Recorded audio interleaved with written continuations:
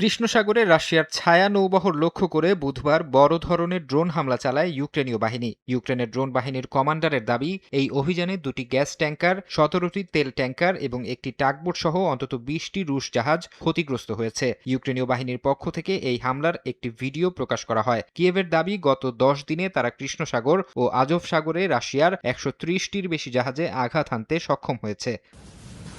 ইউক্রেনের এই ড্রোন হামলার পর জবাব দিতে দেরি করেনি রাশিয়া। পাল্টা ওডেসা, সুমি ও জাপোরিঝিয়া অঞ্চলে একযোগে ক্ষেপণাস্ত্র ও ড্রোন হামলা চালিয়েছে রুশ সেনারা। এসব হামলায় বেশ কয়েকজন হতাহত হয়েছেন। ওডেসা ও সুমিতে আবাসিক ভবন এবং বন্দর অবকাঠামো লক্ষ্য করে রুশ বাহিনী হামলা চালিয়েছে বলে জানায় স্থানীয় প্রশাসন। এদিকে ইউক্রেনীয় বিমান বাহিনী দাবি করেছে, রাশিয়ার ছোড়া 122টি ড্রোনের মধ্যে শতাধিক তারা ভূপাতিত করেছে।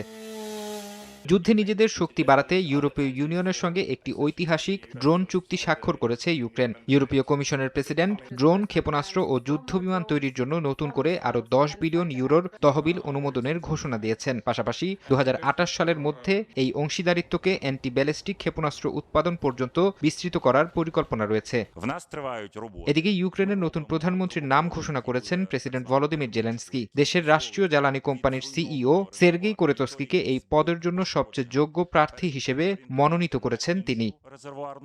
ফারহাদ চৌধুরী, সময় সংবাদ।